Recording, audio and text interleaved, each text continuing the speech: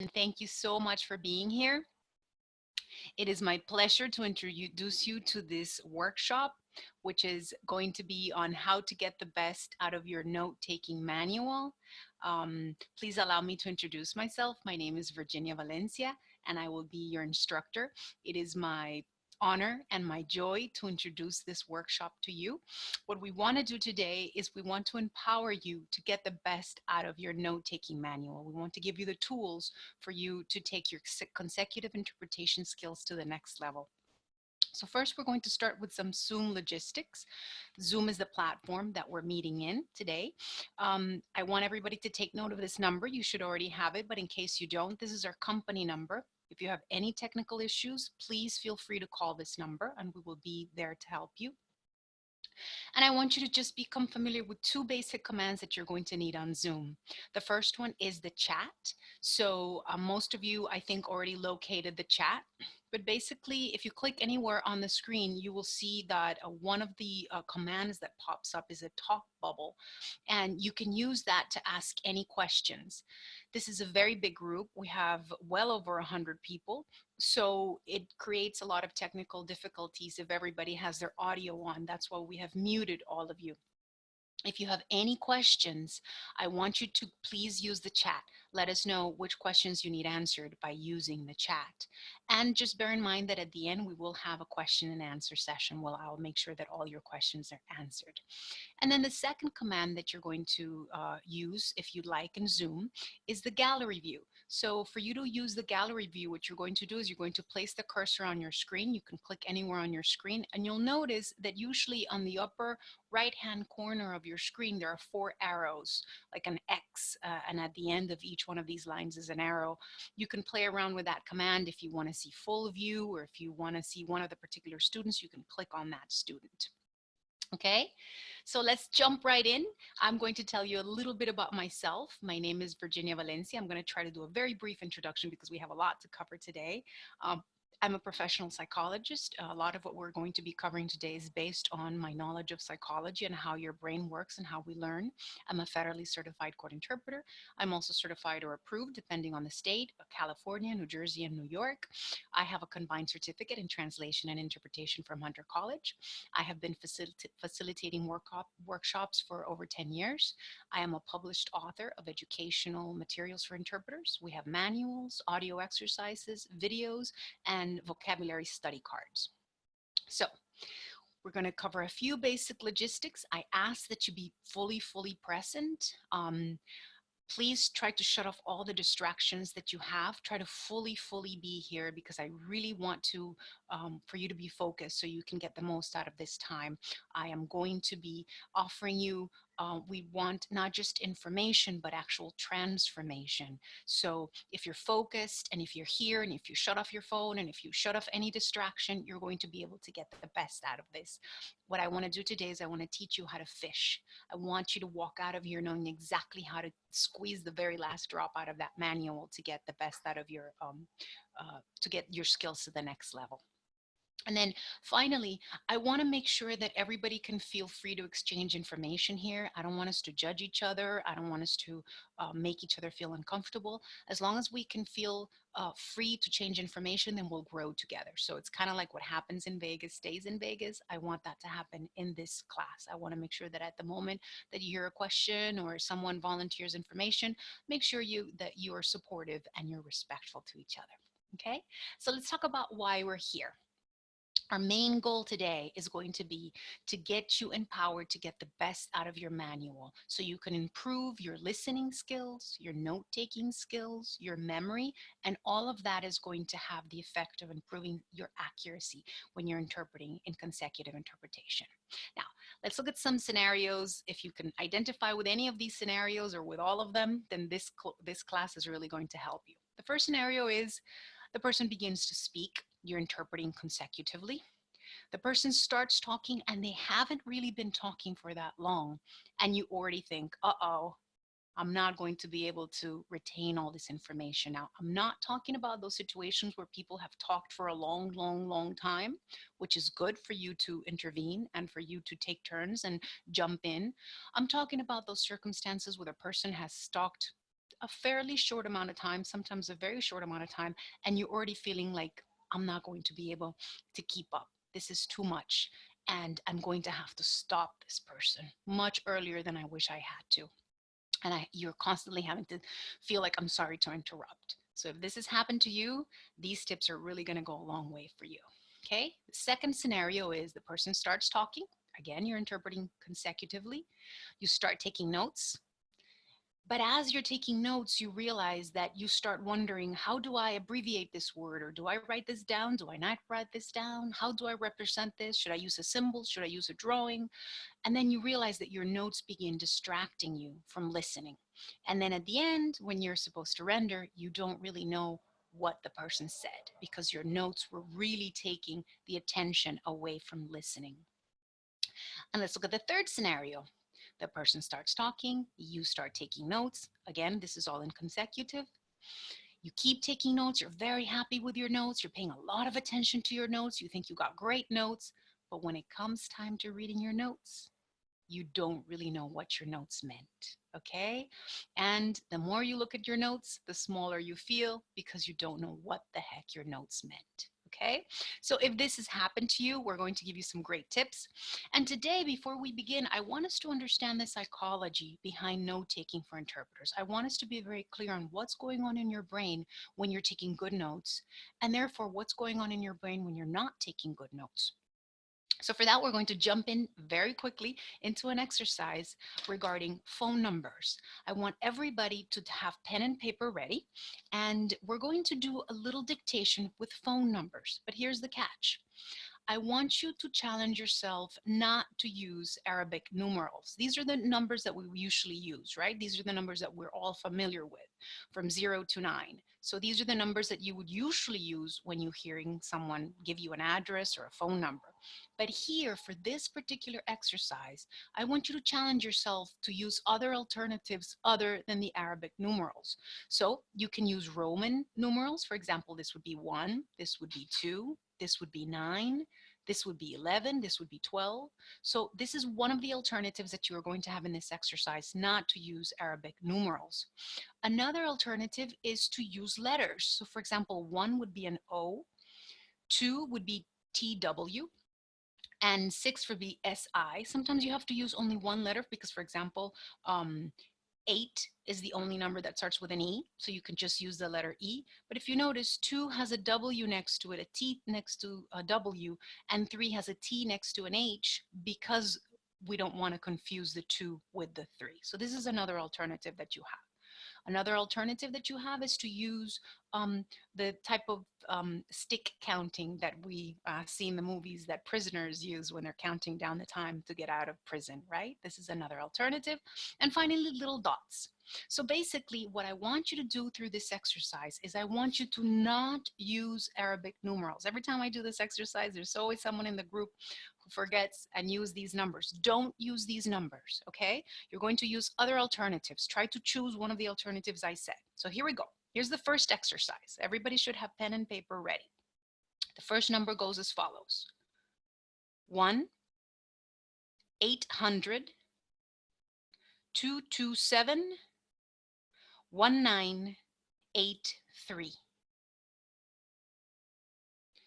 So this is the number that we took down. Oh, I'm sorry. Before I do that, I want everybody to go ahead and take your voice recorder. Everybody should have their voice recorder ready to go. And I want you to get your voice recorder ready to voice record. So I want you to use those notes you just took down. You shouldn't have any Arabic numerals. You could have Roman numerals or other alternatives. And I want you to take your voice recorder. I recommend Quick Voice, but any recording app that you can have will do, or any voice recorder will do. It doesn't have to be a smartphone. And I want you to read your notes out loud into your voice recorder. Okay? So I'm going to give everyone time starting now.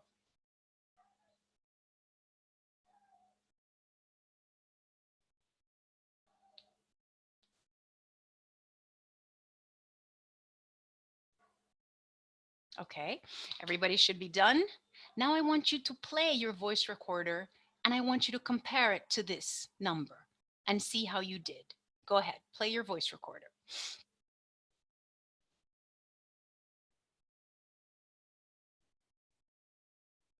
Okay, and I want some of you guys to use the chat to let me know how it went. How did you feel? How did it go? Did you have a good experience? Did you have a bad experience? How did it go? Let's see some thumbs up if you did well. Let's see some thumbs down if you didn't do so well. Oh, some people missed the 19. Some people used the letters. And the 1-800 number threw somebody off. Some people did well. Okay, good. We're going to do that again one more time. Again, do not use Arabic numerals, okay? We're going to do that experience one more time. I want you to have your voice recorder ready. You're not going to be using numbers. You're going to try to find other alternatives. Here's the second dictation. Everybody should be taking notes. Ready? Go. 212 896 1457. And I want everybody to record that. Use your notes to voice record now.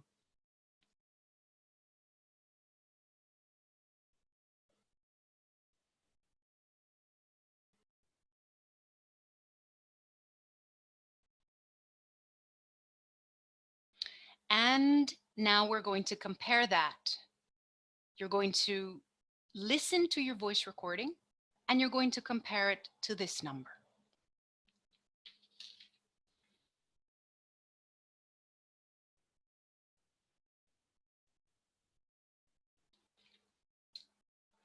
So I want you guys to use your chat. Let me know how that went. Let me know how you felt. Somebody used letters again. Somebody missed one. Thumbs up. Good job, you guys. Okay, now we're going to do the exact same exercise, and I'm actually going to go faster now, but now you're going to use normal numbers, the numbers we're used to, the Arabic numerals, okay? I'm going to go fast, but I know you can keep up. Here we go. First exercise, have pen and paper ready. Here we go. 917 763 0971. Voice record.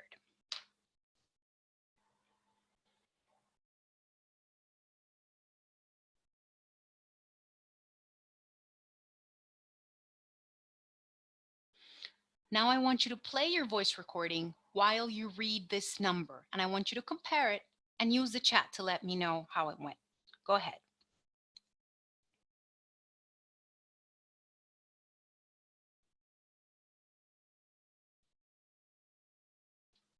Better this time, better this time. Great, got it. Okay, good.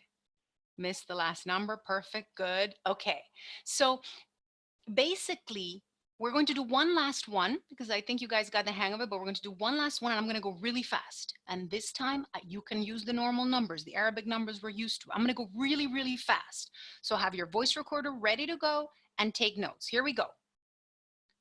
831 135 6429. Voice record.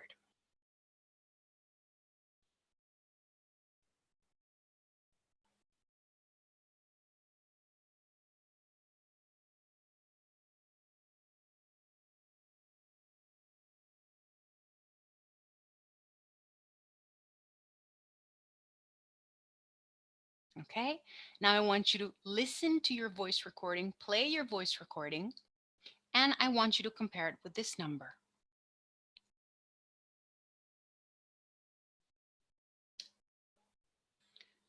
And I want you to tell me how it went this second time. Somebody says, got it, perfect, thumbs up. Okay, good, much easier. So let's talk about why it was much easier. Why was it much easier using Arabic numerals? And this exercise really helps you to know how important note-taking for interpreters is. First of all, because you can automatically use these symbols. These symbols, these numbers are automatic to you. When I say 3, you see the Arabic 3. When I say 2, you see it in your mind. It comes out of your fingertips. You don't have to think about it. So that's one of the reasons why it's very simple for you to use that, a system of symbols that you're familiar with. Same thing happened with techniques. Believe it or not, you have techniques. You're used to grouping phone numbers. You're used to having the one on itself, and then you're used to using the parentheses for the first three. You're used to putting a dash or leaving a space, and then having the other four last digits grouped together. That's a technique that you automatically use. So when you're taking down numbers and you're not using Arabic numbers, you're forcing your brain to say, how do I write this? How do I write that? Do I use a letter? How do I do this? And you also don't have, you can't listen and you can't really retain the information because you're too preoccupied with the note taking. So that's why it's so important for you to tackle those two fronts. We're going to talk about how to acquire new note taking habits. It's not about learning the theory, it's about acquiring new habits that pour out of your fingertips, that are super automatic to you. For you to acquire good note taking habits, you're going to tackle two fronts. One are the techniques, and these techniques must become second nature to you. And secondly, are the symbols. So when you're taking down notes, you're not even thinking about how do I write this down, how to write that down. It pours out of your fingertips. That's what we want to accomplish. The most important thing to realize about note taking for consecutive interpretation is that it's not a substitute for listening. You have to listen in order to understand the meaning of the message. You're not going to be able to not listen. But when you have good note, it actually enhances your listening. When you have good note taking habits, your notes don't distract you from listening, they enhance your performance. They really enrich your performance and they make you be a much better interpreter. So, good note taking habits will help you in several ways. First, you keep your cool. I don't know if you noticed when we weren't using the Arabic numbers, you might have felt, oh my God, how do I write this down? Oh my God, what do I do now? Oh my God, what's coming up? Oh my God, am I not going to be able to keep up? When you have a system of techniques and a system of symbols that is automatic to you, you relax. It's like if I'm spelling something out to you, you know the alphabet. You don't get flustered. If I'm going at a good rhythm, you don't get flustered. That allows you to keep your cool. Once you keep your cool, that elevates your comprehension because you're not preoccupied with your notes. So it allows you to listen. All of this that we're going to learn, all of this that this manual is trying to help you to hone, the skills it's trying to help you develop, is for you to be able to chill and elevate your comprehension. Truly, truly listen. You can devote more attention to your listening because your notes are in the bag. This increases your confidence. You feel really good about what you're doing and you don't get flustered. Overall, it increases your accuracy. Just like it increased your accuracy with the phone numbers. You had a set of symbols that you know very well, which are Arabic numbers, and you have a technique of grouping those numbers that comes to your aid and allows you to be much more accurate. And finally, good notes allow you to achieve a smooth rendition. Once you're confident, once your notes have taken you there, the way you deliver the interpretation is much smoother. And then we can be really faithful to the original tone, to the original hesitations, to the original repetitions, which are crucial for any interpreter. So, note taking for interpreters, we're going to refer to it in this course as NTI. We're going to be using the acronym NTI. Note taking for interpreters and the things that you will see in this manual is not my invention. It's actually two big forefathers of note taking for interpreters are Jean-François Rossan and Andrew Gillis. Now, they started noticing that interpreters had certain techniques and certain symbols that they weren't necessarily sharing with each other, but that many different interpreters had the same techniques. And they started realizing they wanted to compile, each one has their own separate book, by the way. It's note-taking in consecutive interpretation and note-taking for consecutive interpretation. And this is in your manual, in your bibliographical references in your manual. They realized that interpreters don't have to reinvent the wheel. There's no need to make up your own system because there's already all these established techniques that different interpreters use that we can learn from. So it is really kind of sad that in many interpreting programs, they don't teach interpreters how to take notes in a systematic fashion because these notes will really go a long way in helping you enhance your performance. So I did not make this stuff up. I want you to think of me as this woman standing on the shoulders of these two giants. This is Jean-François Rossan, and this is Andrew Gillis, and this is me. And what I did was I read their books, and I started applying some of their techniques and some of their symbols.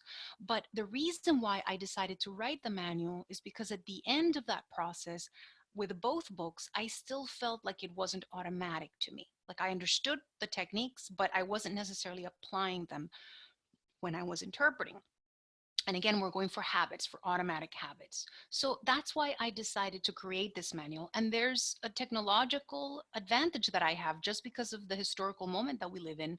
Back in the day when these two authors published their manuals, they didn't have the technology to offer audio exercises. So that's why I decided to create this manual that includes audio exercises. So you can actually do these exercises repeatedly, and then we have it pour out of your fingertips in an automatic fashion. For those of you who have the manual, I want you to open up to the first page, and you'll notice in that first page, there's the link. It says the audio exercises can be found in this link. Some of you have the CD, that's great. For those of you who don't, just open up the cover and you'll notice on that first page, we'll have the link to all the audio exercises.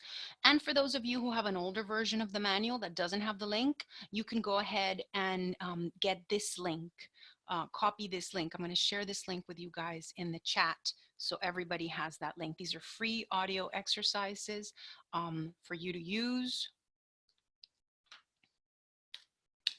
And there it is. So the advantage of this material is that it allows you to practice repeatedly. So let's go into the techniques. First of all, let's talk about your Steno pad. This 6 inches by 9 inches is the best tool for you to take notes. For interpreters, this is what you should be using.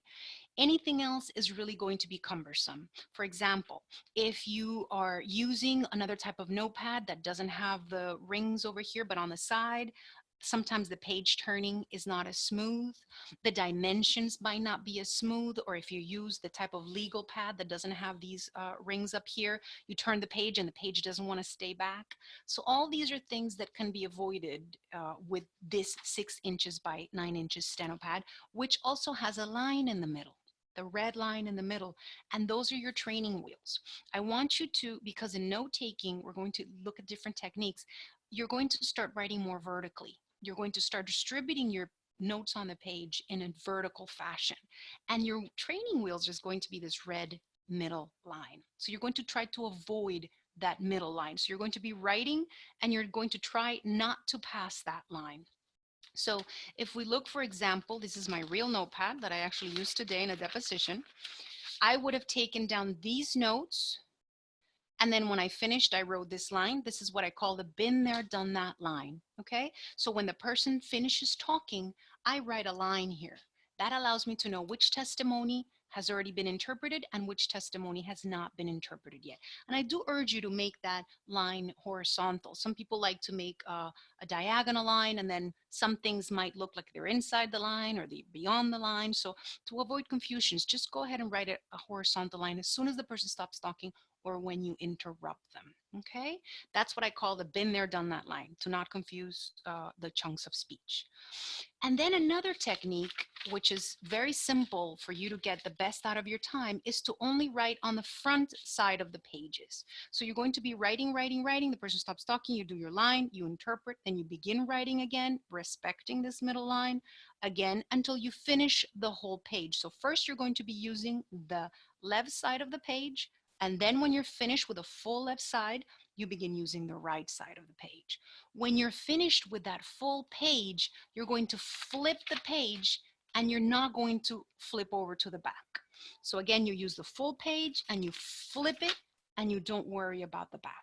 That saves you time because it is much faster for you to do this than for you to do this and then turn, and every second counts. It also makes you feel more comfortable knowing you're going to be able to keep up. Okay, a question that I get asked very often is, what if I am going to be writing, and I run out of space because the red line is there, but I want to continue going this way? You're basically going to continue writing next to the red line. And we're going to look into a technique called shifting, and I'm going to explain about that. Okay, and then finally, there's a technique that I like to use, which is using a rubber band, a medium rubber band. So that allows you to basically put all the pages that have already been used within the rubber band. So even if you close your notepad, you're already ready to go, ready to be on the page to start writing, and you don't have to wait. Every second can feel like an eternity when you're searching for that page, okay? Now let's talk about in note-taking what we write. Note-taking, the most important thing for you to remember about note-taking as a system is that it's a very flexible system. It's meant to be tailored to your needs. So I don't want you to look at note-taking like a straight jacket. You're actually going to adapt it for whatever works for you. So when you look at the page of an interpreter who's taken notes and has a good note-taking system, you're going to find symbols. Like, for example, there's an I here.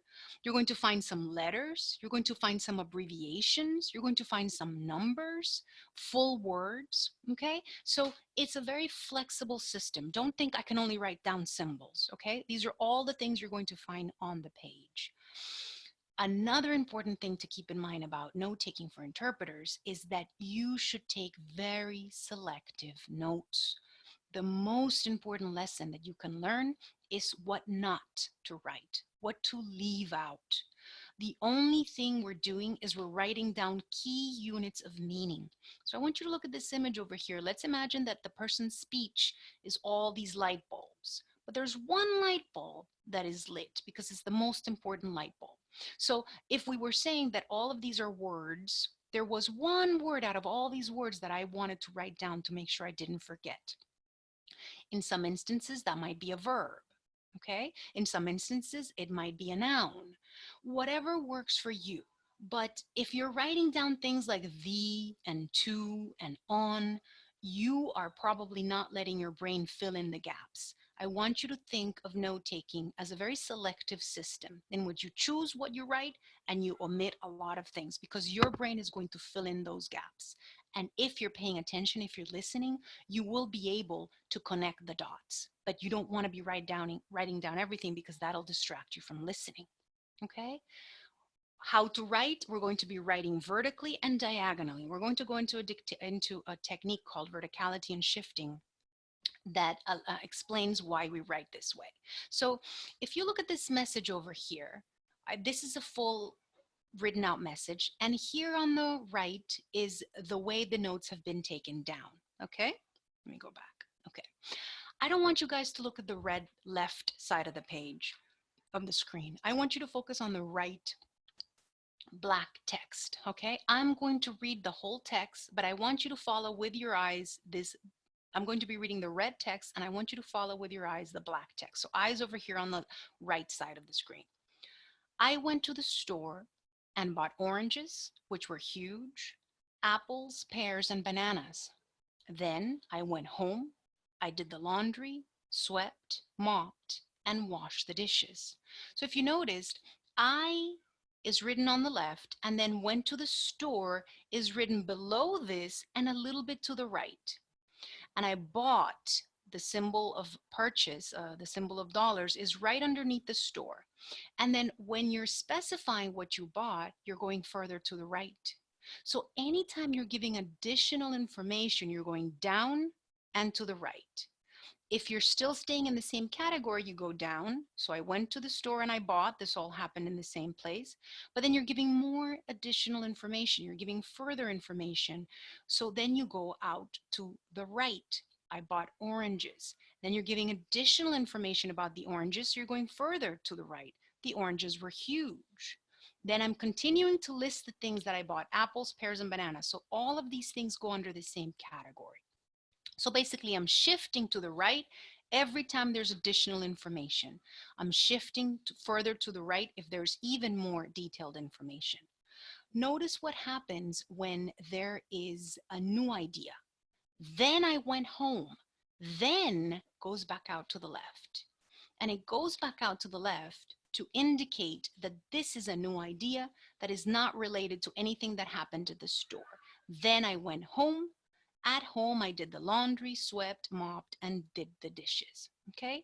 So shifting allows us to be able to know how the message fits together. Okay? Notice, for example, that went to the, those three words were not written down anywhere. It just says I and store, and you should be able to fill in those gaps. Notice also that a lot of words are abbreviated. A lot of words, for example, dishes, mop, swept, laundry. Trust your brain that if you write the first few letters and maybe some consonants, you can eliminate the vowels, and you will be able to have the full picture in your head. So basically, the technique of verticality and shifting is there to help you know how the message is weaved together. Now, I do want to share with you guys the original way that Rosanne and Gillis had suggested that this work. So let me just go to my Blackboard. Okay, so originally Jean-Francois Rosanne and Andrew Gillis had suggested that interpreters divide up their page in subject, verb, and object. Okay, so basically it would be something like this. I went to the store, okay, and I bought oranges, apples, and pears, okay? So what they're suggesting is that you divide up your page into these three categories. Now, I don't like that method because I feel like my brain is already busy when I'm listening, and I don't want to have to, on top of that, be thinking, what is the subject? What is the verb? What is the object? It's too much. There's already too much going on, cognitively speaking, too much going on when I'm interpreting for me to also worry about these grammatical categories. So what I have decided to do is basically do shifting. I went to the store and I bought, let's change the message a little bit. I bought a car, a toy for my son, and I bought a suitcase, and the suitcase was beautiful. And then I went to the bank and I took out some money. Okay? So by shifting, I don't have to worry about subject, verb, and object. All I'm worried about is if I'm giving additional information, I go further right. If I'm giving new information, I go back out left. If I'm talking about the same category, I go vertical. So again, I went to the store and I bought a car, a toy for my son. I did not write for my son, but I remembered. I bought a suitcase right underneath the car, which was beautiful. Then I went to the bank and I took out some money. Okay, this is verticality and shifting. So a lot of times it's going to start looking diagonal. That's going to allow you to weave the message back together. That's going to allow you to know how the message should be connected again when you render it fully, because your notes should be dots and you're connecting the dots. Okay, one of the most important things is to know how your notes relate to each other. Somebody's asking, why is a toy on the right side of the car? Because the car, I was giving additional information. It was a toy for my son. I bought a car, which was a toy for my son. So the car is the information I'm giving, and I'm giving additional information about that car. This is a toy for my son, so I go to the right. Then another thing I bought was a suitcase. It's in the same category as the car that I bought. And then I'm giving additional information, which is, it was beautiful. Okay, if I had kept talking about the suitcase and I had said the suitcase was beautiful and expensive and green, I would keep going out to the right because I'm giving additional information about that suitcase. Okay, if I'm saying, and I also bought cereal, then I would go down here. So this allows me to know when I'm looking at my notes, what are the main ideas and what are the supporting ideas? When am I offering additional information about something, and when am I going on to a new idea? Some of the most important thing when it comes to our notes is knowing how to read them, how to weave them coherently again, okay? So that's the technique of verticality and shifting, okay? Now, verticality, one of the advantages it offers is that it allows you to quickly skim your previously written notes. And this is going to come in handy for other techniques that we're going to look into.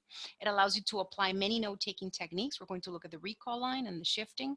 And it allows you, most importantly, to know which ideas belong together. Sometimes you have all the elements there, but you don't know quite how to weave it together.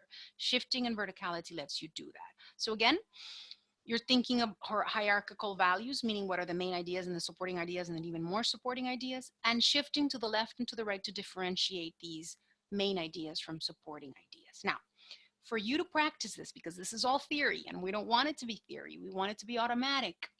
The pages that you would, the dictations that you would be looking at would be dictations 1 to 3, and that's on page 17 and 18.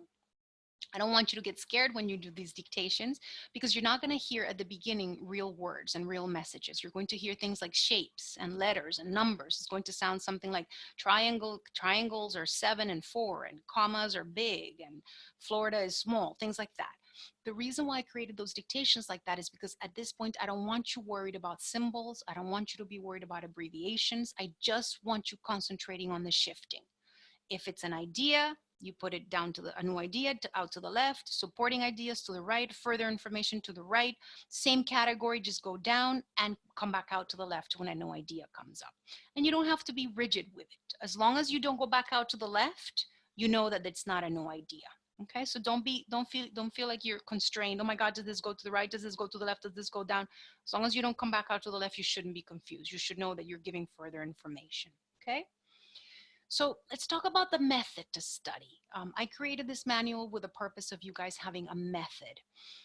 Why have a method? Because you can get the most out of your study sessions. So this is what I want you to follow. If you guys want to take a screenshot of this, we are recording this so you can look at it again, but if you want to take a screenshot or a photo of this, this is the basic Coca-Cola formula for this manual. This is how you're going to do all the dictations, okay? First, you're going to listen to the track. Every time you look at an exercise, it has a corresponding audio track with that link I shared with you guys. And as you listen to the track, you're going to be taking notes, trying to apply everything you've learned so far. It should be cumulative. So if you've already covered 2 techniques, you should be applying those 2 techniques. If you're on the 4th technique, you should be applying everything you've seen before that, okay? So you're going to be listening and you're taking notes. Secondly, when you're finished with that exercise, you're going to read your notes out loud into a voice recorder. That's the second step. Okay, you're going to read your notes and make sure you record them, and that allows you to listen to yourself, and that is a very important step for you to evaluate your progress. Okay, when you listen to your recording, then you compare it to the typed out text. Okay, so again, first thing is you're listening and you're taking notes. Secondly, you're reading your notes and you're voice recording them, reading them out loud into a voice recorder. And finally, you're listening to the notes, to the recording you created, and you're comparing it to the original text. That's how you know if you got it right or wrong, okay? Another important thing is to repeat each exercise many times until you feel very comfortable with it. Don't worry if you start learning the content of the exercise and memorizing it and learning it by heart. The fact that you are doing this exercise repeatedly and your brain doesn't have to worry about what information is coming up next because you know the information lets you focus on the particular technique or the particular symbol that you want to drill. Remember, repetition is what creates automatic habits. So do the same exercise over and over and over again until you feel it pours out of your fingers, okay? The next idea that I want to share with you, another technique, is connectors and links. So there are certain words that we use in all languages which basically have the purpose of connecting ideas together. Some of these words are, for example, furthermore. I want you guys to please use the chat and tell me which other words you can think of that are connectors or links. Which words do you often hear people using in court, for example? Sin embargo in Spanish, however, but, besides, in addition. Very good, you guys. These are all connectors. So therefore, very good. Good job, you guys. Notwithstanding, according to, good job. You guys are sharp. So whenever you hear a word like this that is connecting ideas together and it's telling you that a new idea is coming up, I want you to jot it out to the left. Okay? When somebody says something like, for example, I'm supposed to eat vegetables and fruit, but I only want to eat hamburgers and hot dogs. Okay? That but is telling me that there's something new coming along. Okay? Or for example, I'm in love with my husband. He's a wonderful man. He is very good to me. We've been together for a long time. However, I suspect he's cheating on me. Okay? That, however, is telling me something new is coming along. So anytime we hear a word like this that tells us something new is coming along, we jot it back out to the left. And it's going to be an indication that we're going to go back out to the left and start the whole process again, which is going to hopefully give us that diagonal layout. Not all words that sound like connectors are connectors in the sense of announcing a new idea. Okay, some words don't have that strength. For example, if I am saying something like, my doctor has told me to have vegetables, but I'm allergic to them, and fruit and exercise, that but I'm allergic is not really announcing anything new. It's complementing what I'm already saying. Okay, so I like to tell my students that not every butt is a J-Lo butt. Not every butt is a Kim Kardashian butt. So you have to kind of select which ones am I going to be writing out to the left. So let's take a look at this particular message. Again, I'm going to be reading the red. I want everybody's eyes over here on the right. I love pizza, pasta, and cheese. However, my doctor has told me to stay away from these fatty foods. Additionally, I have to eat mostly fruits and vegetables. So here we had examples of two different connectors, two different links that announced a new direction of the speech, okay? First was the word however, and secondly was the word additionally. So let's go through it again. I love pizza. Again, we're writing as few letters as possible so we can keep up. Pasta and cheese. However, we came back out to the left, and however became H-E, the letter, the least amount of letters, the better. However, my doctor has told me, quotation marks for told me, to stay away, just this arrow, two-ended arrow, from fatty foods. Additionally, all I needed to prompt my memory was a plus sign.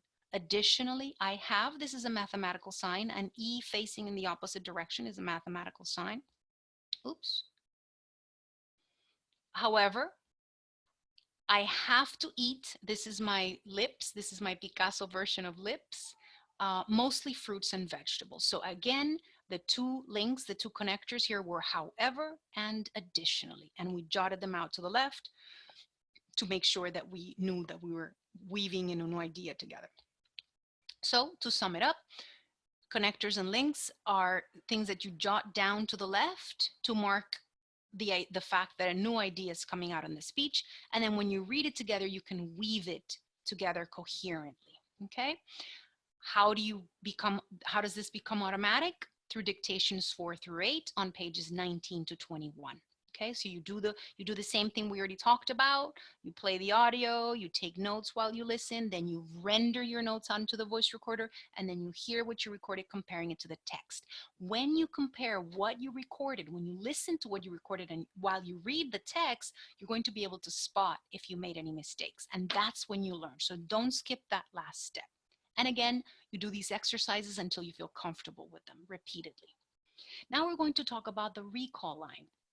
The recall line is a great way to save time because it allows you to refer to previously written notes to save time.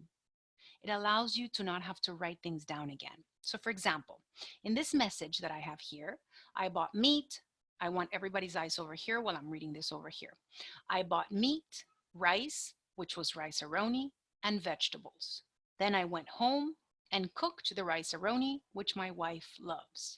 So if you notice, the recall line allows me not to have to write down rice-a-roni again.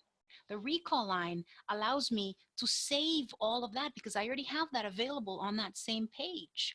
So all I'm doing is I'm making a line that I'm dragging down to where I need it. The most important thing about the recall line is where it begins and where it ends. Okay? So we have a question. Let me get this clear out of here. Okay. Question. Do you take notes in English with Spanish speaker, or do you come up with a different? Do I take questions in English when somebody's speaking Spanish, or do I take questions in the same language? Okay. Yes, that's an excellent question. Now, I notice in myself that I tend to take notes in the opposite language, in the target language. That's just how my brain works. it just happens naturally. If I'm listening to somebody speaking and they're speaking Spanish, I notice that the words and the abbreviations are going to be in English. That's just, again, what happens naturally. I don't set out to do that. Of course, a lot of them are symbols. So symbols don't have a language. The same symbol will be for casa and for house. So in that sense, they're unilingual, but I don't want you to feel like, again, you have a straight jacket that you have to take your notes down in English, or you have to take your notes down in Japanese, or you have to use the source language, or you have to use the target language. Your notes are there to serve you.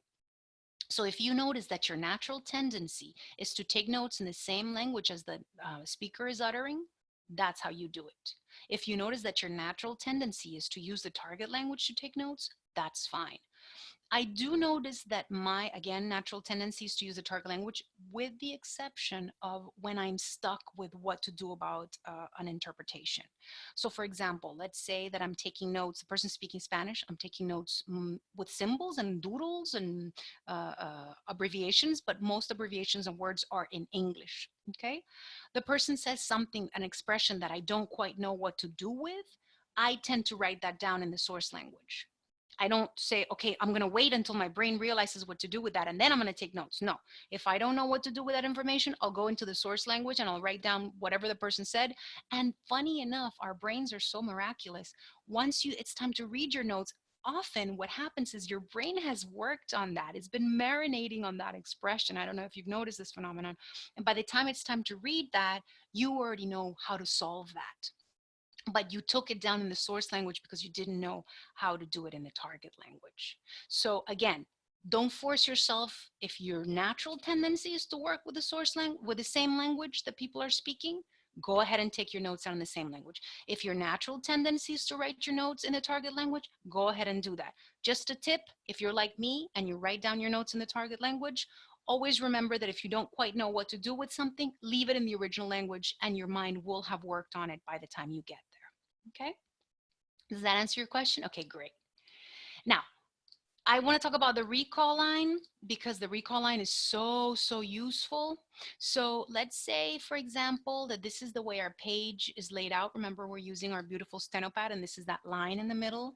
And the person said something like, I love sports, basketball, and football, and tennis, but my doctor said that tennis can hurt my back.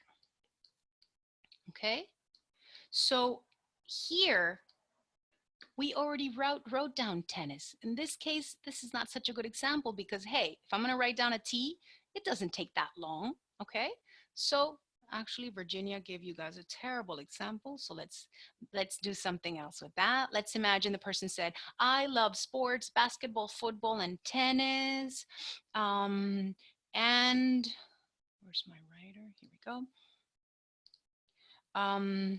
And I adore Vanessa Williams. Is that her name again? Okay, I love Vanessa Williams, okay? But my doctor told me that tennis can hurt my back, and Vanessa Williams has terrible back problems, okay? So I already wrote down Vanessa Williams, and that's something that takes a while to write. I want to take advantage of the fact that that's already written. It doesn't have to be on the same side of the page, okay? Oh, Venus Williams, okay. That shows you how much I know about tennis and sports. Okay, but I'm not going to write this down again because I have the recall line. Again, the most important thing with a recall line is where it begins and where it ends. Because if I don't pay attention to where it begins, I might write it down. I might not know what I'm trying to remember. So again, here, for example, I'm saying I love sports, basketball, football, and tennis, and I adore Vanessa Williams but my doctor told me that tennis can hurt my back, And Vanessa Williams has horrible back problems. Okay. If I don't make this line clear here, if I don't make this line clear that it's beginning here, again from Venus, sorry, I won't know if I'm trying to remember tennis, if I'm trying to recall tennis, or if I'm trying to recall Williams. But if my line is clearly starting here, I'm not going to get confused of what I'm trying to recall. The same thing where the line ends. If my line ends in a way, let's say my line didn't end here but ended here, I don't really know. It's supposed to be go after terrible, or is it supposed to go, okay? So when you are drawing your recall line, don't worry about arrows. Just worry about where your line begins and where your line ends. Where your line begins is what you're trying to remember. You don't have to write it down again. Where your line ends is where it's going to go, where it's going to be inserted. Sometimes you're going to want to draw a circle. If there's a lot of things that you want to remember, sometimes people say things like this. Let me erase all of this. Sometimes people say, I did not see him. I did not see her. I did not see them. Okay? So in this case, I'm trying to remember these two things. I did not see.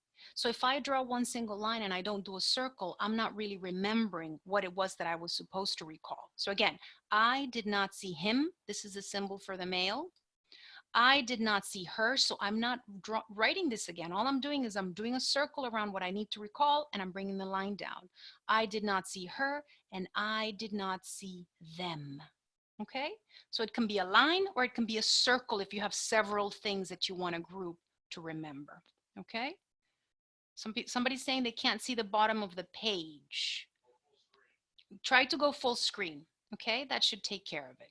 Okay, so that's the recall line. Okay, that's your recall line. Let's go back to the presentation. Again, this is the theory, and we don't want it to be theory. We want it to be coming out of your fingertips. So to practice the recall lines, you can do dictations 9, 10, and 11, and that's found on pages 21 to 22. Okay, let's now talk about verb tenses. Verb tenses are very important for you to remember where things go. I'm sorry, what tenses people use when they spoke. Okay, so to write down verb tenses, you can use an arrow, for example, to remember that it's the past or the future. Let's look at this message. Again, everybody's eyes, I want you here on the right. I'm going to read the message on the left. So here we go. I needed to see bathrooms. I'm sorry, let me repeat that. I needed to see the bathrooms, the bedrooms, the kitchen, which is very important, and the living room, so I could get an idea of the market. I will buy a house by January of next year. So in this case, we have I needed, okay? I needed to see. So I drew a little arrow pointing to the back to show me that this is not future, this is past, and just an N for needed. And then next year, the arrow going forward. Okay, so when you're noting verb tenses, you want to be able to refresh yourself on what the person said. And there's many ways to go about that. One is a straight arrow. An arrow to the left means past. An arrow to the right means future. And an undulating arrow is ing. Okay, another way to go about it, another method is curved lines, and I'm going to show you on the blackboard. Another way is intersecting lines. Another ways are dots. And you can also weave lines to the left and to the right, and you can also use endings of words. So let's look at that on the board so we can have a better idea of how that works. And there's many ways to skin a cat. So let's look at the different options. Okay, so let's say that we're using this as C. Okay, method number 1, this is saw, and this is will see. This is the first method that we have, okay? Now let's go to the second method that we have. We can use a curved arrow.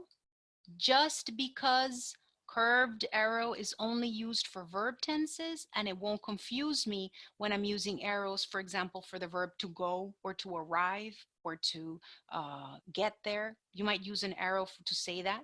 So a curved arrow, the beauty of a curved arrow underneath the symbol is that it tells you it's only indicating verb tenses. Don't confuse it with arrows that you're using to indicate movement, okay? So the second method is curved arrows, all right?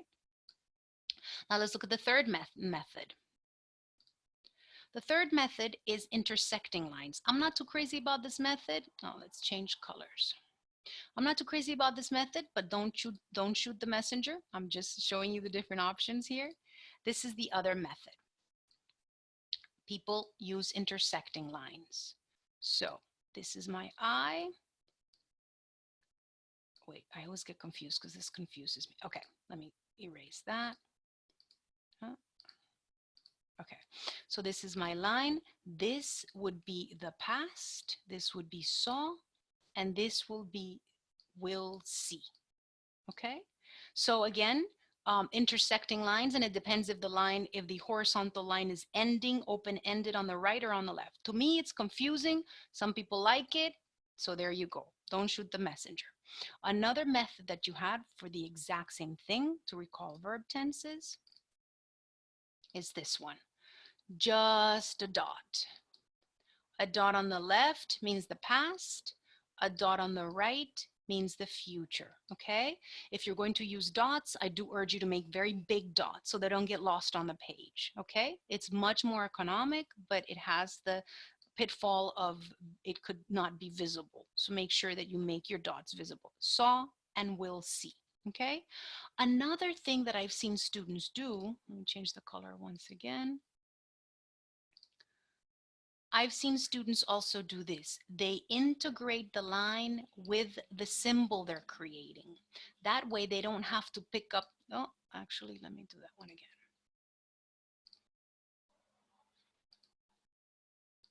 They integrate the line with the symbol they're creating or with the abbreviation itself, because we can also use these for abbreviations. So this would be saw, and this would be will see. So they just put a little line. You can even do an arrow if you want, or without the arrow. This would be saw, and this would be will see, okay? That's another method I've seen my students do. And then finally, I'm going to draw the other method down here. I hope everyone can see it. Some students use the ending of words to indicate to themselves. So for example, a D would indicate the past. And it doesn't matter if the verb is regular or irregular. So it's not sawed, right? But we know that a D means the past because in many regular verbs, ED is the past. This would be the future. Will see. Okay, so saw and will see with the endings of words. And finally, what I was talking about, the squiggly line, is this for ing. Okay, this little curved line at the bottom for ing. So again, look at all the methods we have. This is my favorite because it allows me to just do it simply and not get lost. And I know that if it's a curved line, it's meaning verb tenses. But I want you guys to pick one, to pick whatever works for you and stick with it. Don't try to do combinations of systems. One system will do, okay?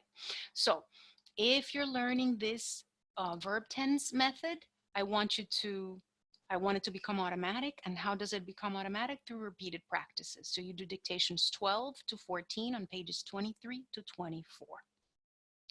Another technique that you're going to find in the manual are negatives and opposites.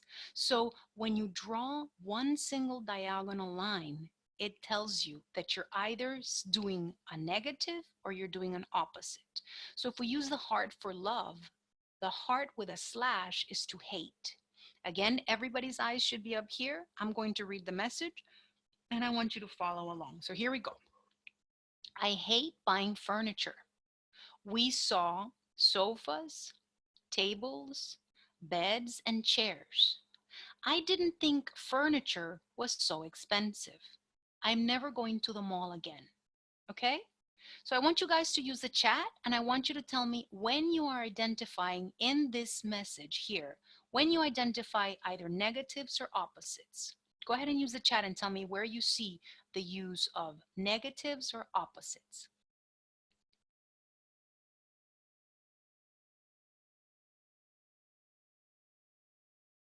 Oh, let me open up my chat. Okay. Hate, very good, Luis. When I said I hate, I did this, negative. I don't think, I did this, I don't think. I'm never going to the mall again. All I did was cross out mall, okay? So look at this. I am never going to the mall again. All I did was write the word mall and cross it out. That's the principle of negatives and opposites. So it can be either the complete opposite of a word, or it can just be don't, didn't, does not, will not, things like that. I do urge you to just write down one slash instead of, I see some of my students doing X's.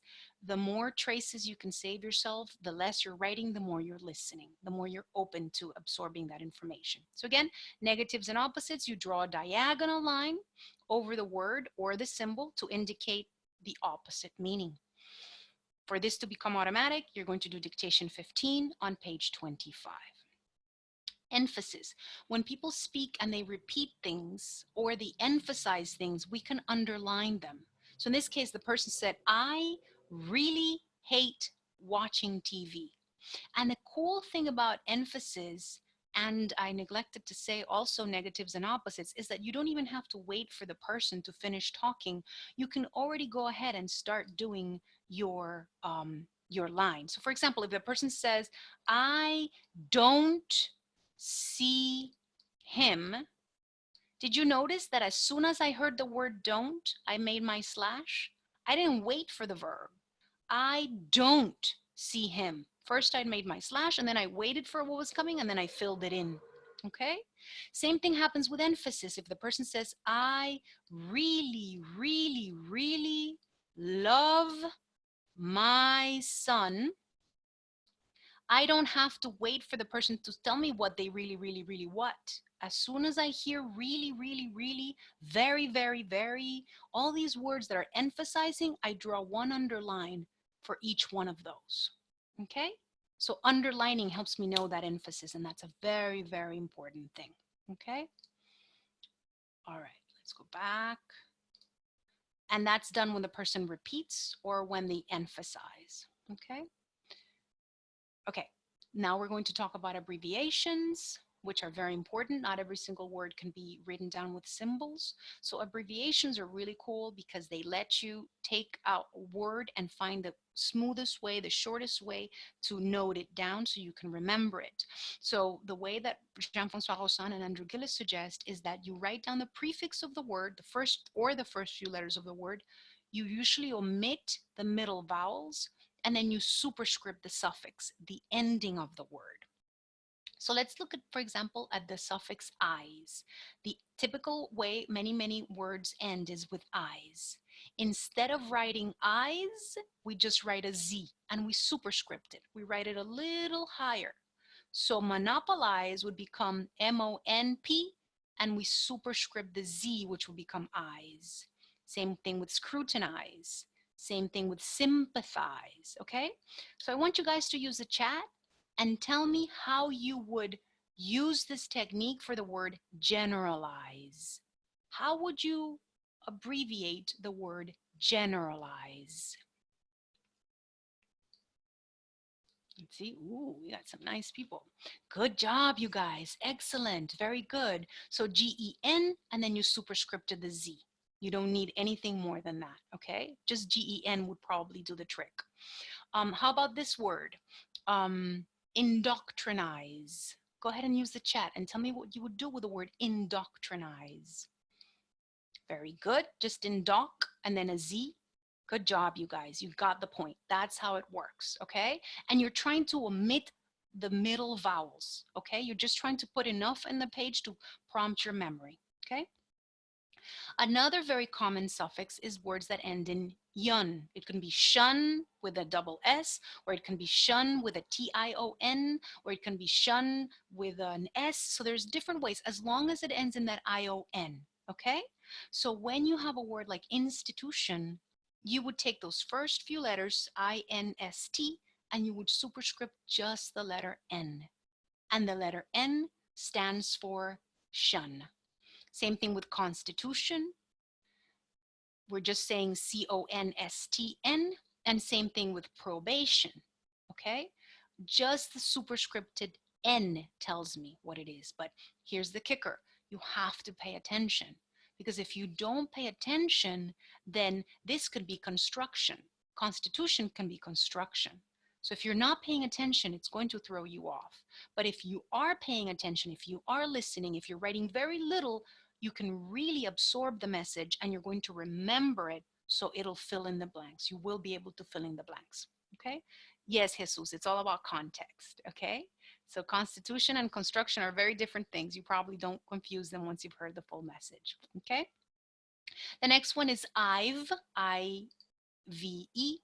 And the only thing you're going to do with that is the letter V, superscripting the letter V.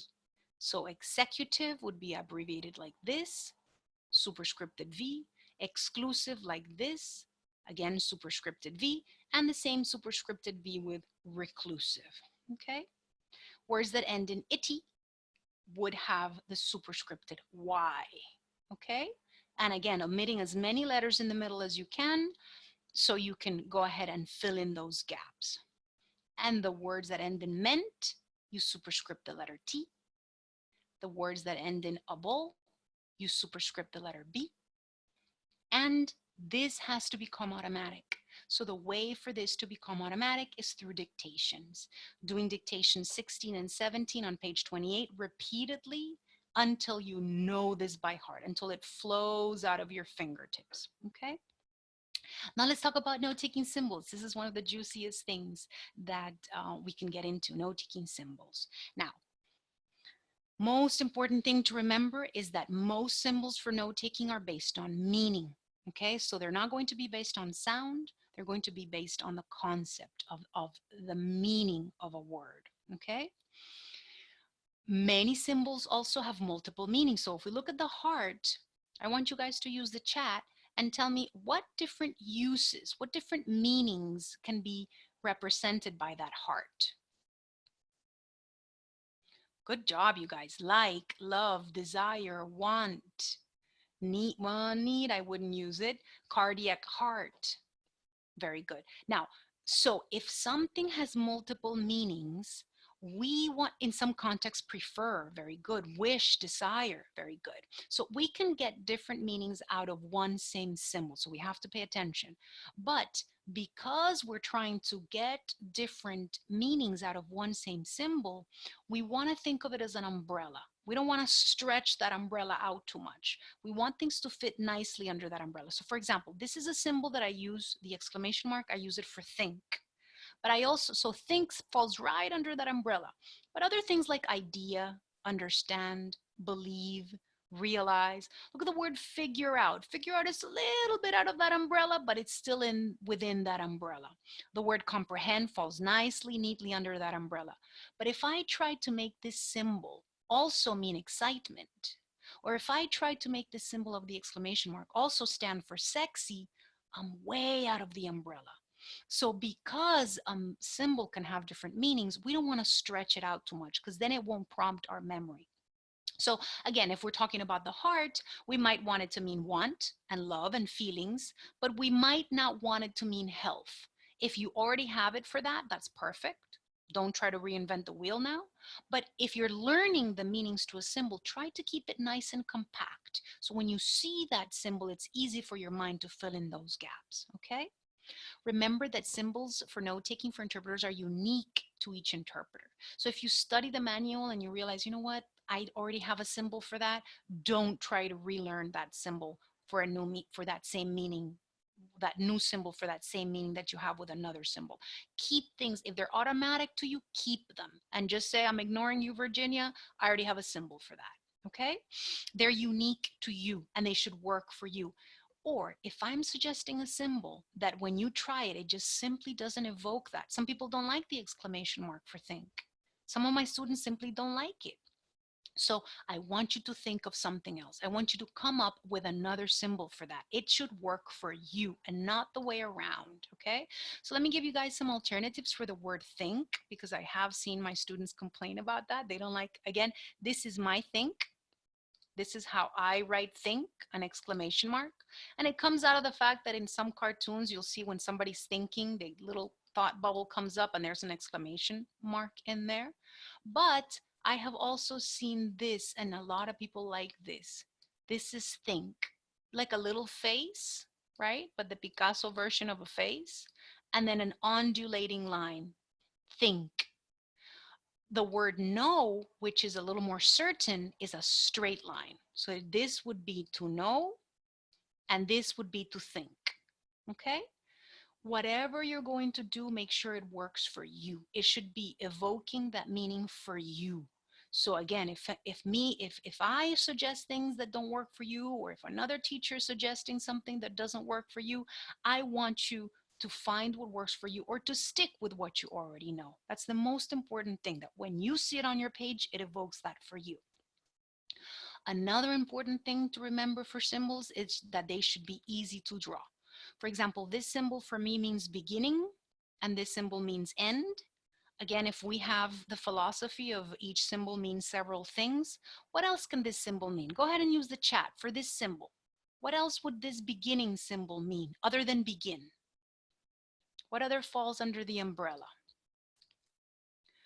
Let's see, we have initially, start. Very good. From then on. Good job, you guys. At the beginning, okay, good work. How do you keep, somebody made a question, Ambrosia, how do you keep subject pronouns straight? Who said what?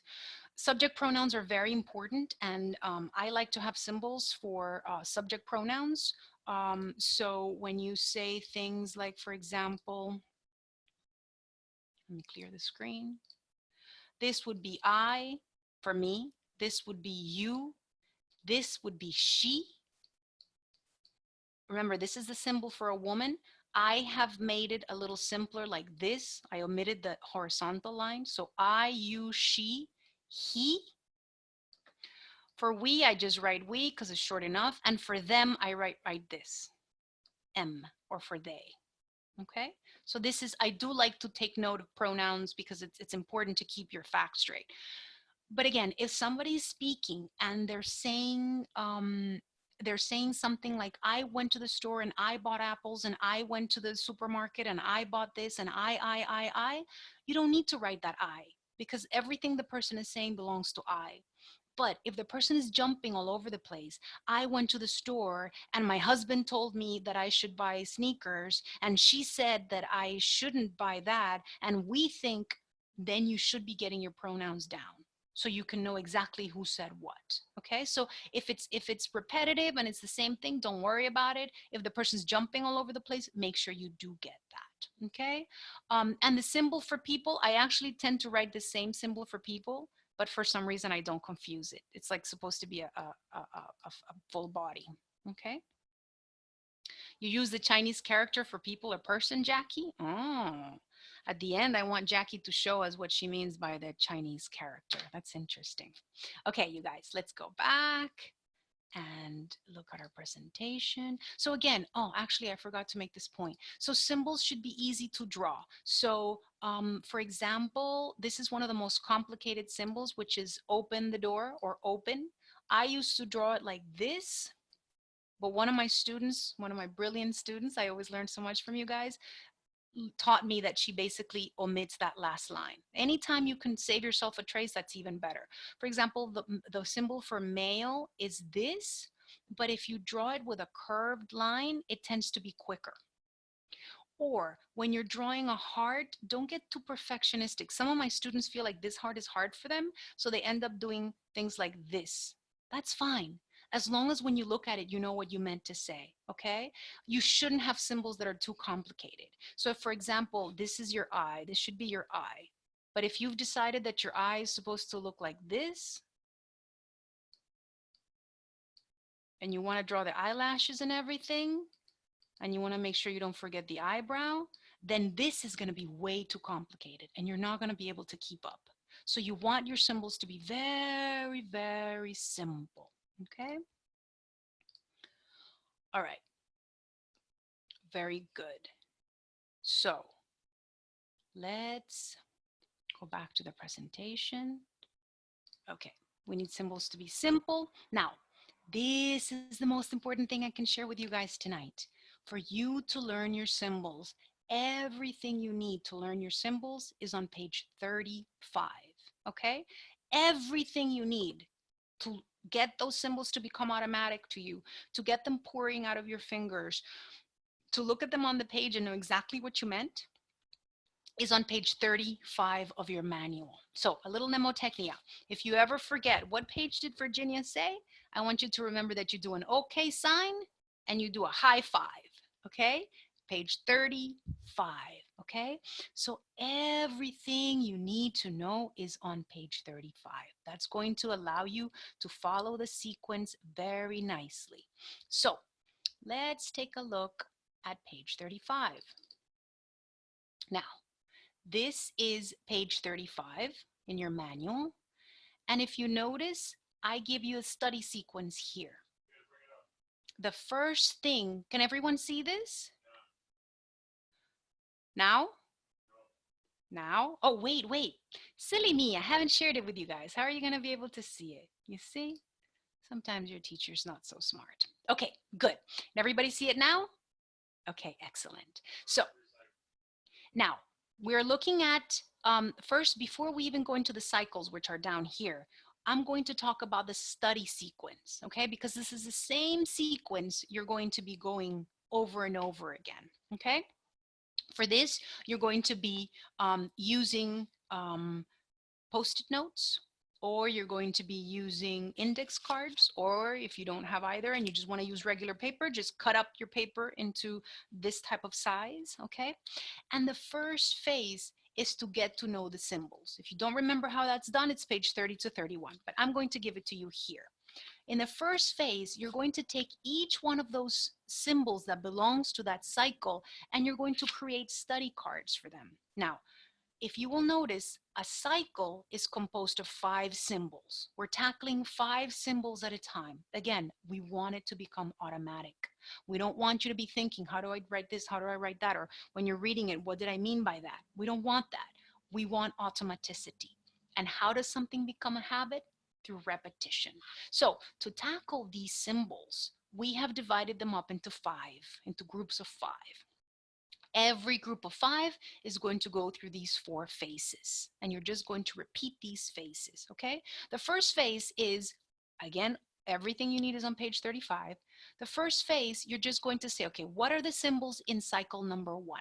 Okay, the symbols in cycle number 1 are speak. Okay, so this is the first card.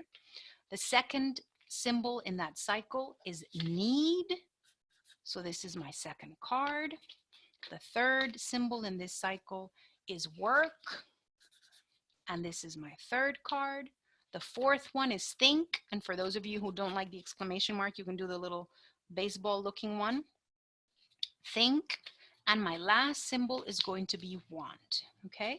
So that's the front of the card, okay? Now, the back of this card, you're going to put different meanings to it. And I do want you to, I'm writing it in marker because I want it to be visible for you guys, but I want you using pen. I want you to use something that doesn't bleed through the page, that doesn't bleed through the paper so you can't see it from the other side, okay? So, which, somebody's asking who wants the manual. We'll send you that information. To get the info, we'll send you the link to purchase the manual, and that comes with a link, with the audio link. So we'll send you that information for you to purchase the manual if you don't have it. So what would we write here?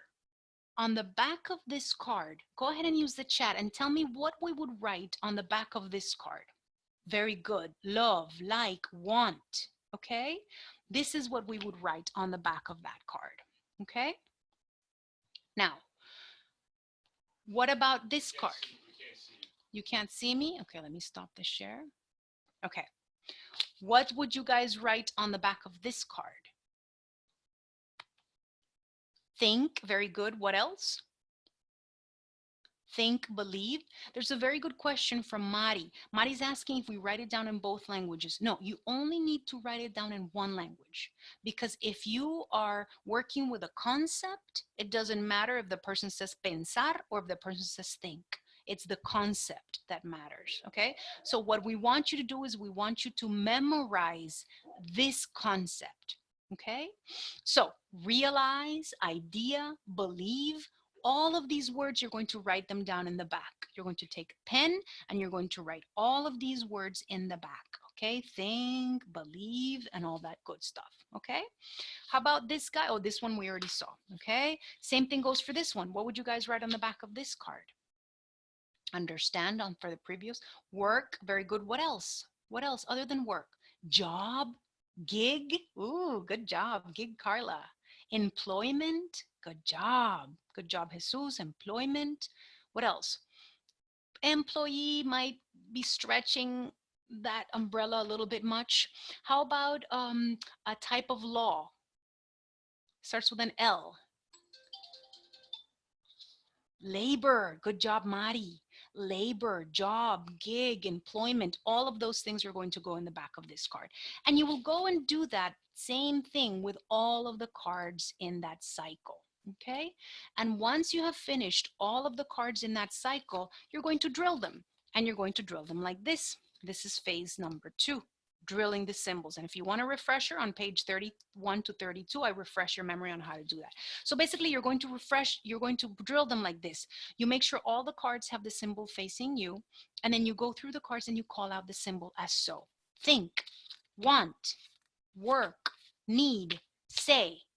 And you're going to do it timing yourself. So each time you're going to go faster. You're trying to attempt a shorter timing. And then you're going to take your cards and you're going to shuffle your cards. And then you're going to go through your cards again, each time calling out only one symbol. I don't want you to say, declare, state, speak, talk, love, want. No, I want you to say the most obvious meaning and move on to the next one, because what we want is speed. We want to train your brain to be able to look at that symbol and immediately evoke the meaning. Okay, so that's the first activity. You do it until you can no longer beat your own score, and you write your record, you write your timing, you actually use your phone, your smartphone, or a timer or a watch, anything that indicates the seconds, and you write down your times, and you try to do it faster each time. Okay, so that's phase number 2. Phase number 3, you're going to use those symbols with dictations. And if you don't remember how that's done in pages 33 to 34, I refresh your memory on that. So basically what you're going to do is, if you notice here in cycle number 1, I'm telling you which pages that is on and which are the tracks. So you would get ready with your pen and your notepad and you would play track 18. And as you're playing track 18, what are you doing? You're taking notes. Very good. So you're listening and you're taking notes. Those are the dictations, okay? What do you do after you finish taking notes? What is the next step once you've taken notes and your dictation is track 18 is done? What do you do with your voice recording? I'm sorry, what do you do with your notes? Very good, you voice record. I gave you guys that one. Okay, so then you took notes, then you take your notes and you read them out loud into the voice recorder. Okay, and then what do you do with that voice recorder you created? You listen to it as you're reading the text. And which text? On pages 36 to 41 is the typed out dictation. So you're going to listen as you compare it to these pages. And then you move on to track 18 and you do the same thing. You do the full dictation. You listen as you take notes, you voice record, and then you hear and compare it to the text. So let's say we finish cycle number 1, okay? We would move on to cycle number 2. In cycle number 2, these are the 5 symbols we're working with in cycle number 2. Which are the tracks? Which tracks would we use for cycle number 2? Who can use the chat to let me know which track, which audio track? Which is the first audio track for cycle number 2. Very good. Track 24 to 29 are what you're going to be listening to. And then when you're taking notes and you render it into your voice recorder, when you hear yourself, you compare what you said to what's on these pages. So let's look at that page. Let's look at the page 36. The first dictation is very simple. This is the dictation. So you would hear what you recorded and you compare it to this. You could also look at what I wrote. I always give you my possible notes. Then you move on to the next dictation, page 37. You would listen to what you recorded and then you would compare it to this text over here. And that's how you know if you got something right, if you got something wrong. And you can also look at my possible notes. Okay, then we move on to page 37, and as you can see, the dictations get harder and harder. They get progressively harder as we move on. Okay, so you listen to what you recorded and you compare to the typed out text, and you stop and you take note. Oh, I omitted such word. Oh, I changed such word. Oh, I said this wrong. Okay, and you do the same dictation until you get it super smooth, until you get it perfect. And again, you can look at the notes that I'm suggesting. I'm always going to give you the notes that I'm suggesting. So again, which page is the secret magic page that will give you everything you need? 35, 35, very good. In page 35, these are the phases you're going to be doing. Creating your cards. Every time you move on to a new cycle, do it cumulatively. Oh my goodness, I'm not very good with that word. Do it with the previous cards you created too. So if you're in cycle 2, you should have 10 cards. By the time you get to cycle 3, if you feel like, you know what, I already know these cards, let me just focus on these that are still giving me trouble. So go ahead and practice your full stash of cards that are still giving you difficulty for phase number 1, okay? So you create your cards, that's phase number 1. You drill the symbols, time-limited activities. Then you do your dictations, and each cycle will tell you the pages and the tracks, and then you grade your performance by listening to yourself and comparing it, okay? That's the whole deal. That is the way to master these symbols. And again, you do it repeatedly, repeatedly, repeatedly until you know it by heart, okay?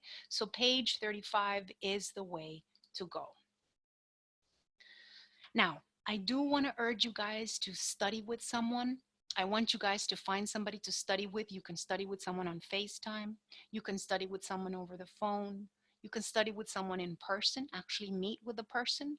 You can study with someone on Skype or on Zoom. But there are many ways technology allows us to meet with people and to have a study buddy. A study buddy will increase your motivation. It's been proven time and time again.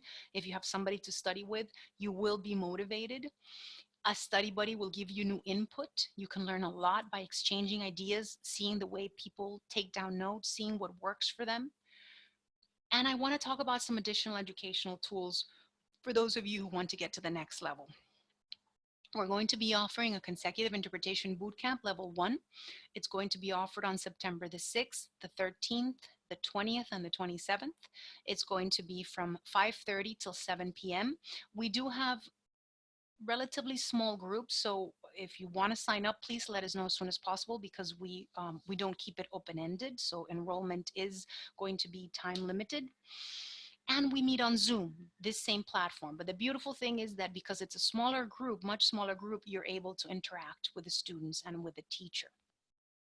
The great thing about it is you can take the class from home, so you can be in your pajamas if you want to. As long as you're decent from the waist up, we don't care what you're wearing. You get all the perks of being in a class, but you don't have to commute. You get to interact with your classmates and with your teacher in real time. You get to ask any question that you have, and you get to have your questions answered immediately. Being part of a group increases your motivation, increases your commitment. You know, sometimes we're a little tired at the end of the day and we say, oh, I'm not going to study today. But knowing that you have a group that you have to meet, that you have to show up, really makes you stay the course.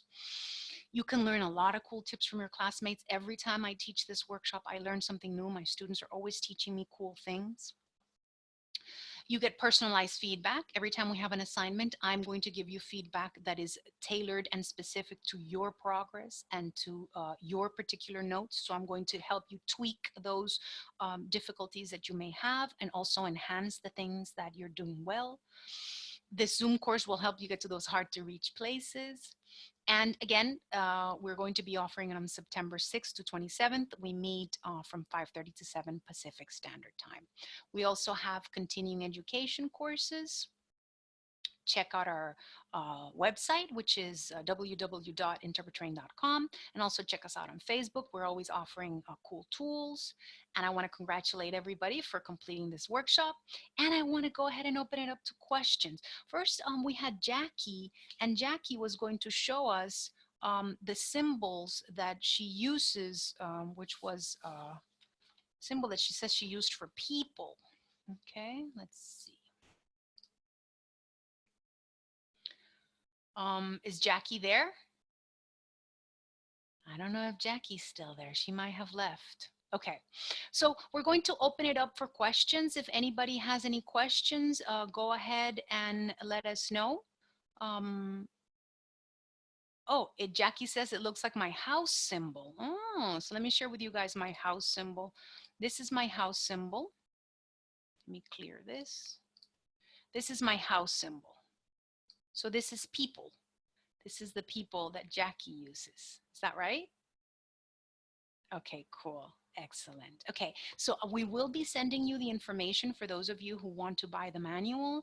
Don't forget that once you get your manual, it includes that link for the free audio. We also will be sending you guys the information to the bootcamp. I know you will enjoy the bootcamp and get a lot out of it. We have a question here. I purchased the book on Amazon, but I don't have the audio. Okay, the audio again is, let me give you the link. I want you to copy it. Go ahead and copy this link, and you can use the link to get those free audios. If you want to have the CD, you can purchase it, of course, but you can get the free audio with these. Where will these notes be available? I'm not sure I understand what you mean by where the notes will be available. Every single thing that you need is already contained in your manual. Okay. And for those of you who don't have the link included in the manual, again, go ahead and copy this link that I go ahead and just step on your, put your cursor on your chat and copy that. And then anytime you put it in your search, it'll take you there. Okay. Any tips on not letting your notes spill to the center line?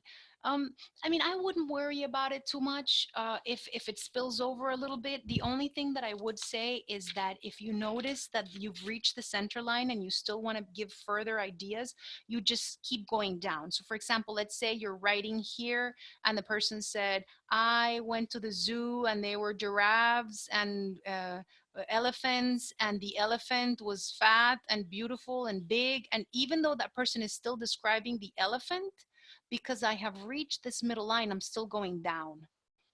By not going out to the left, I will know that I'm still talking about the elephant. But don't cross that line, because that's what allows you to get vertical. And when you get vertical, you can use the recall line, and you can scan your notes easier, and you can use the shifting technique. Okay.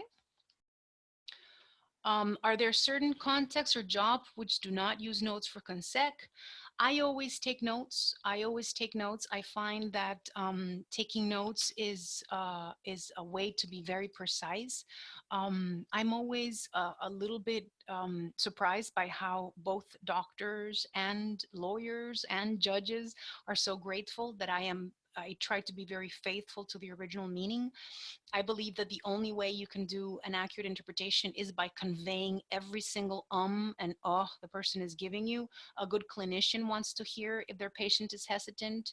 A good lawyer wants to hear if their client, if a witness is sure of themselves or not. So I find that notes are the best way for you to render the message accurately and faithfully. Okay, so I would say yes, always take notes.